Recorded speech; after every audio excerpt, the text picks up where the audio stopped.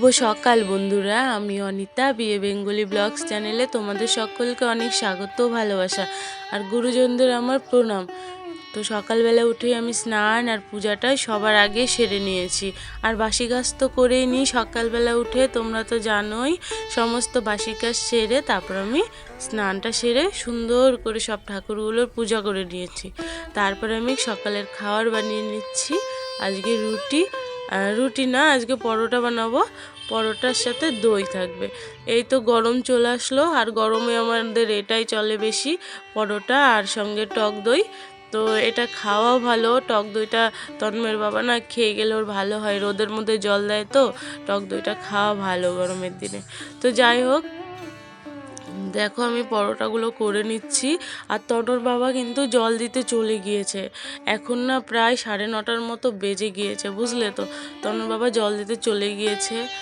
আর কি হয়েছে জানো তো বন্ধুরা, এখন না জল আগের থেকে অনেক ডাউন হয়ে গিয়েছে তন্ময়ের বাবার। জল বলতে জল দেওয়া, ও তো জলের কাজ করে, তোমরা জানোই ওর মেন কাজ হচ্ছে জলের। আর একটা গাড়ি তো নিয়েছিল, গাড়িটা আমাদের 1 বছর হলো নেওয়ার। তো গাড়িটা নিয়েছিল যেই আশা করে, সেই আশা কিন্তু ওর পূর্ণ হয়নি। তো যাই হোক, গাড়িটা তাও ভাড়া টাড়া যাও বা যেত, তো কিছু প্রবলেমের জন্য না গাড়িটাও বসা রয়েছে গো। একসাথে দুই দিকেই কাজে মানে একদম ডাউন হয়ে গেছে। এদিকে গাড়িটা তো বসাই রয়েছে বেশ কিছু দিন ধরে, আর হচ্ছে ওইদিকে আবার হচ্ছে জলটাও একদম দিন দিন ডাউন হয়ে যাচ্ছে, একদম ডাউনের দিকে চলে যাচ্ছে, বুঝলে তো। তো যাই হোক, এখন খুবই একটু মানে টানাটানির মতো চলছে সংসারটা। তো আমরা বিদেশে এসেছি কিছু টাকা পয়সা কামাই করার জন্য, কিন্তু এখন যা অবস্থা দেখছি এর থেকে বাড়িতেই ভালো। তো যাই হোক, বাড়িতে কিন্তু আমরা গেলে চলে যেতে পারি, বাড়িতে গিয়েই থাকতে পারি। বিশেষ কিছু কারণের জন্য আমরা এই মুহূর্তে এই মুহূর্তে বলতে একবারে আমরা বাড়ি যাচ্ছি না, বুঝলে তো। তো সব কিছু সব কথা পরিবারের এরকম সোশ্যাল মিডিয়াতে না বলাই ভালো, কিছু কথা গোপন থাকাই ভালো। তো যাই হোক বন্ধুরা, কিন্তু আমি আমার যতটুকু পারি আমার পুরো লাইফস্টাইলটাই তোমাদের সঙ্গে শেয়ার করি। সেই কথাগুলো নাই বললাম, সেগুলো আমাদের পারিবারিক মানে বাড়ির ব্যাপার, ঠিক আছে। তো আমি আমার পুরো লাইফস্টাইলটাই তোমাদের সঙ্গে শেয়ার করব, আমারটুকু, আমার বাবুর আর তন্ময়ের বাবার, ঠিক আছে বন্ধুরা। তো আমরা কি করি না করি তোমরা তো দেখতেই পাও, আর তোমাদের দেখানোরও চেষ্টা করি। তো যাই হোক বন্ধুরা, যেটা তোমাদের বলছিলাম, তো জলের কাজটা ডাউন যাওয়াতে না আমাদের একটু অসুবিধায় পড়ে গিয়েছি। এদিকে তো এখানে তো আর এমনি থাকতে দেয় না, যতই ভাঙ্গাচোরা ঘর হোক আর ফাটা ঘর হোক, ভাড়াটা টাইম মতোই দিতে লাগে মাসে মাসে। আর তোমাদের সঙ্গে কথা বলতে বলতে দেখো আমাদের খাওয়া তো কখনই হয়ে গিয়েছে। তন্ময়ের বাবা কিন্তু চলে এসেছে তাড়াতাড়ি, তোমাদের তো বললাম জল এখন ডাউন হয়ে গিয়েছে। আগে 3টা 2:30টার নিচে ঘরেই ফিরতো না, আর এখনকার দেখো 10:30 10টার মতো বাজে চলে এসেছে। তো যাই হোক বন্ধুরা, আমার জামা কাপড় গোছানো হয়ে গিয়েছে, জামা কাপড়গুলো আমি সুন্দর করে রেখেও দিয়েছি। তারপরে দেখো তনকেও স্নান করিয়ে নিয়ে আসলাম। এখন তনকে সুন্দর করে একটু সাজু করিয়ে দেবো। তো ওকে দেখো জামা টামা পরিয়ে দিয়ে একটু তেল দিয়ে দিলাম, তেল দিয়ে এখন ওকে না পড়তে বসিয়ে দেবো, বুঝলে তো। ওকে একটু লেখা দিয়ে দেবো, ও একাই লিখে নেবে। তো চলো ওকে পড়তে বসিয়ে দিই। বাবুকে স্নান করিয়ে পড়তে বসিয়ে দিয়েছি, এখন আমি রান্নাটা করে নেবো। তো চলো রান্নাটা করে নিই।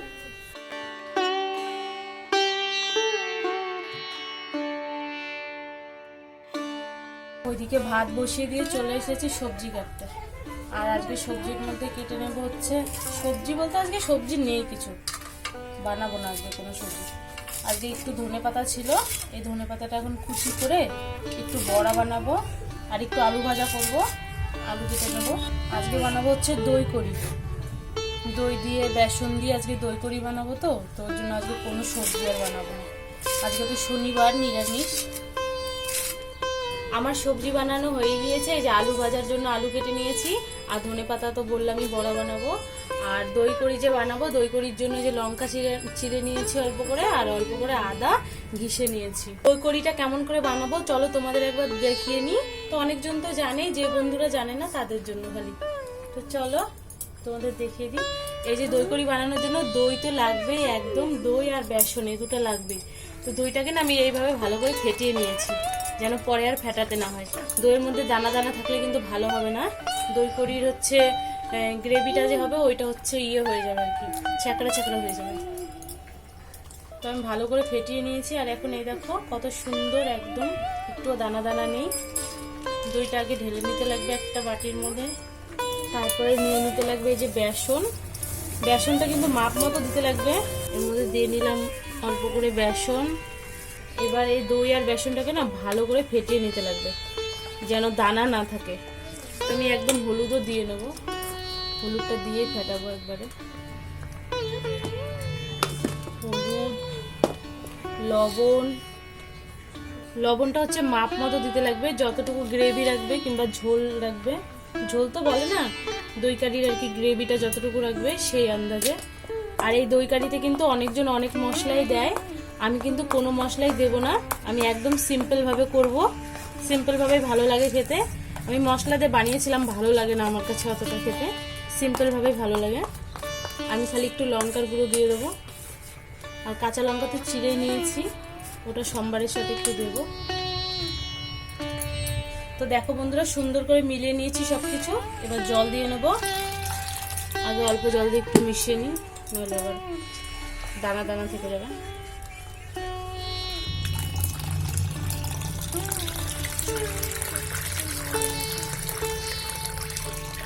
এটা কিন্তু একদম পাতলা করে গুলাতে হবে, একদমই পাতলা করে। এই দেখো, দেখছো একদম জলের মতো।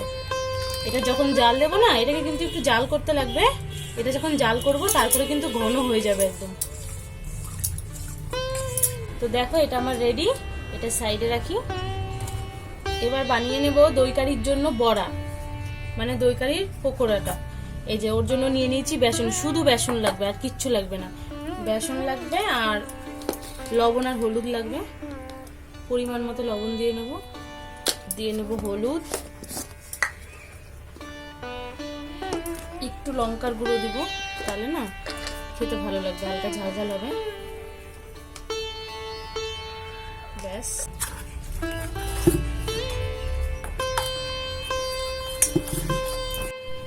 তো বন্ধুরা দেখো আমার রান্না করার জন্য সমস্ত কিছু রেডি।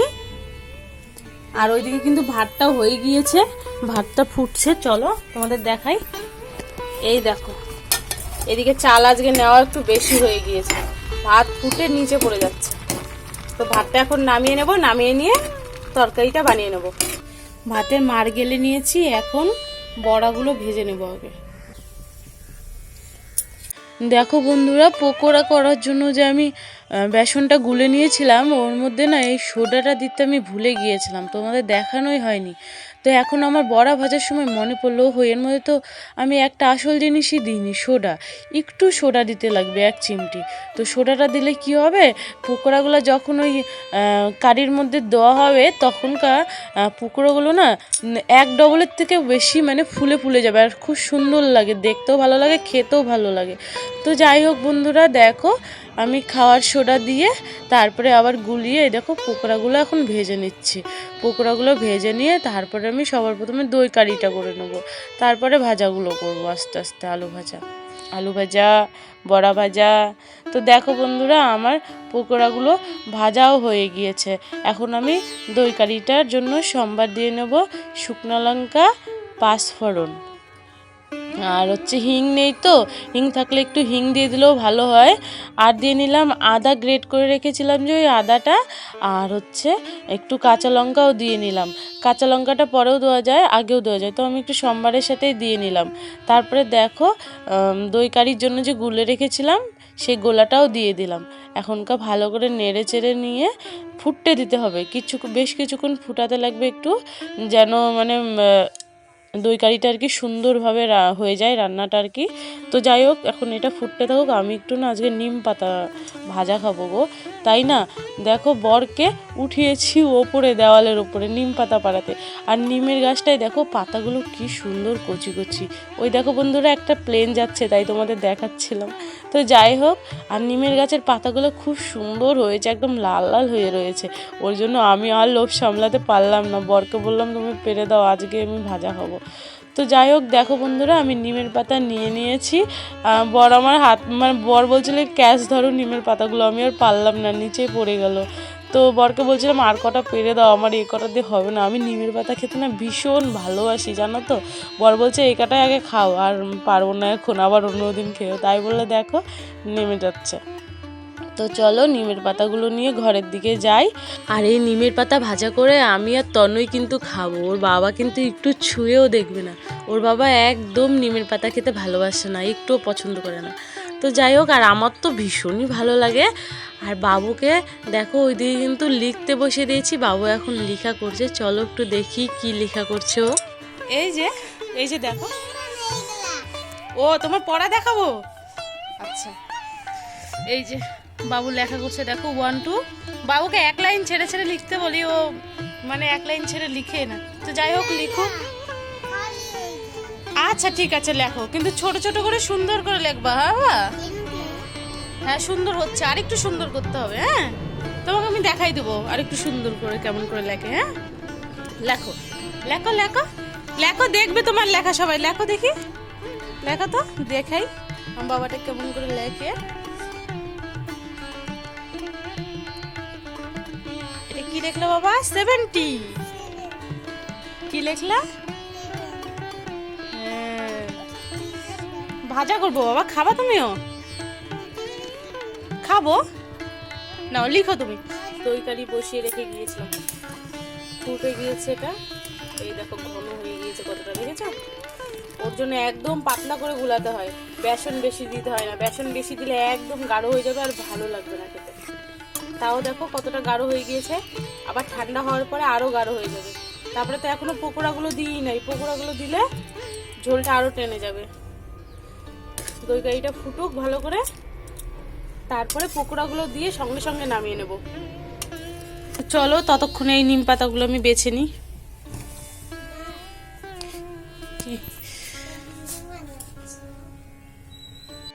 ওদিকে দই কারিটা ফুটতে দিয়ে এদিকে দেখো নিম পাতাগুলো আমি বেছে নিতে চলে এসেছি। আর তন্ময়ের বাবা স্নান করে চলে এসেছে।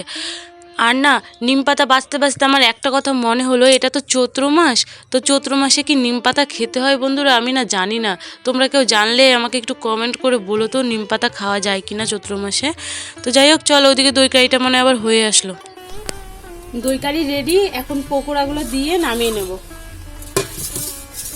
আর এই দই কারি নামানোর পরে না একটা ছক মারতে হয়, যদি কেউ করে খাও। এই দই কারিটা এখন নামানোর পরে একটু কড়াইয়ের মধ্যে তেল দিয়ে, সাদা তেল দিবে, কিংবা যদি কেউ ঘি দিয়ে খাও ঘিও দিতে পারবে। তো সাদা তেল দিয়ে ওর মধ্যে একটু লঙ্কার গুঁড়ো, মানে ছোট চামচে আধা চামচেরও অল্প, বুঝলে তো, লঙ্কার গুঁড়ো। তার মধ্যে হচ্ছে কয়েকটা কারি পাত্তা, 5-6টা কারি পাত্তা আর হিং, সঙ্গে সঙ্গে এই দই কারির মধ্যে দিয়ে ঢেকে দিতে লাগবে দই কারিটা, বুঝলে তো, তাহলে হয়ে যাবে। তো আজকে আমার কাছে নেই ওইগুলো কিছু, ওর জন্য আর দেবো না। এখন আমি দই কারিটা নামিয়ে নেব, হয়ে গিয়েছে।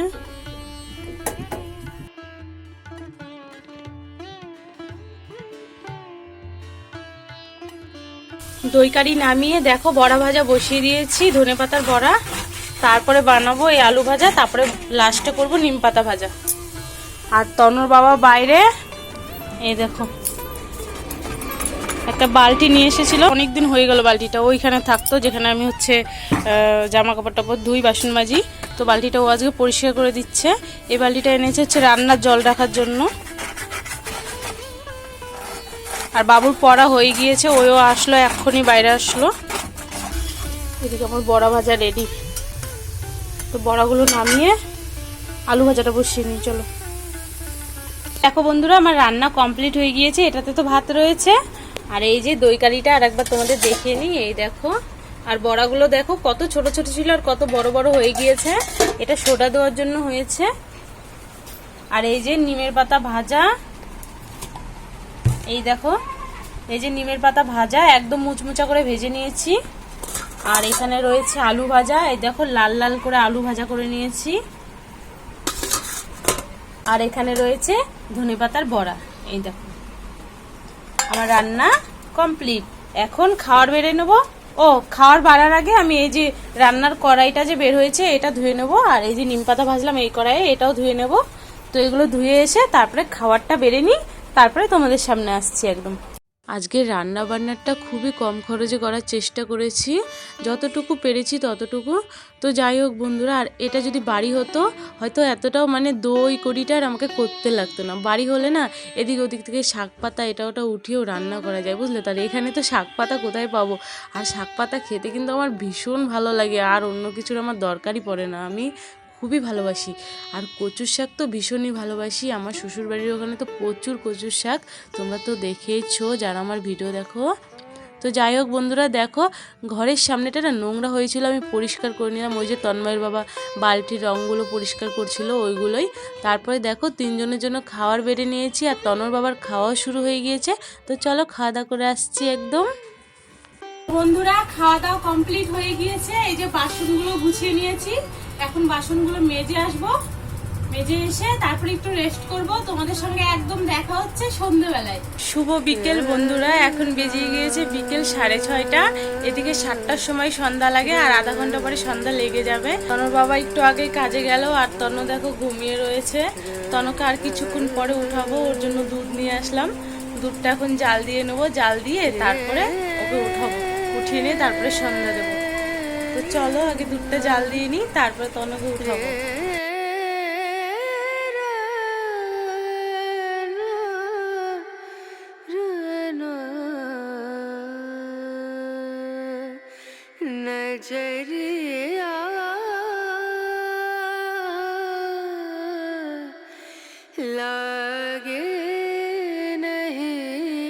দুধ ঠান্ডা হতে দিয়ে দিয়েছি, এখন বাবুকে ডেকে নেব। এই দেখো বাবু ঘুমোচ্ছে, ঘুম থেকে উঠাতে হবে ওকে, সন্ধ্যা লেগে এসছে। বাবাই, ও ভাই, ও টাকু, টাকু, উড়ি ওরে উড়ি ওরে উড়ি ওরে, কেমন করে? বাবা ওঠো, সন্ধ্যা লাগছে, সন্ধ্যা হয়ে গেল বাবা। টাকু সন্ধ্যা হয়ে গেছে বাবা, আসো কোলে আসো, কোলে আসো, আসো আসো বাবা। ও চলে গেছে, দেখো বাবুর ঘুমই ভাঙছে না। এই দেখো ও ঘুম থেকে উঠে আমার কোলে উঠে পড়েছে। বাবা আর ঘুমায় না বাবা, সন্ধ্যা হয়ে গেছে, উঠো উঠো উঠো। নাচতে বলে আবার ঘুমাবে না বাচ্চা, ও বাচ্চা নাচতে বলে কে ঘুমাবে বাবা?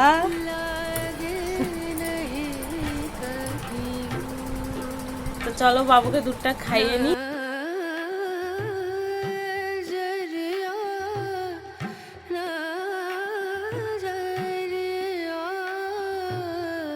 বাবুকে দুধটা খাইয়ে নিয়ে তারপরে কাপড়টা ছেড়ে এখন আমি সন্ধ্যা আরতি করে নিচ্ছি।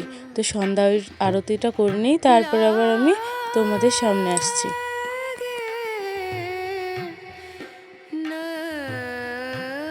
আমার সন্ধ্যা আরতি দেওয়া হয়ে গিয়েছে, গোপাল সোনাকে শয়ন দিয়ে দিয়েছি। আর আমার আজকের ভিডিওটি তোমাদের কেমন লেগেছে তোমরা অবশ্যই আমাকে কমেন্ট করে জানাবে। আর নতুন বন্ধুরা আমার চ্যানেলটি সাবস্ক্রাইব করে আমার পাশে থেকো। সবাই আমাকে অনেক ভালোবাসা দিও, আর সবাই খুব খুব ভালো থেকো, সুস্থ থেকো। কালকে আবার দেখা হচ্ছে নতুন আর একটি সুন্দর ভিডিওর সঙ্গে। সবাই খুব ভালো থেকো, সবাইকে জয় রাধা মাধব, নমস্কার।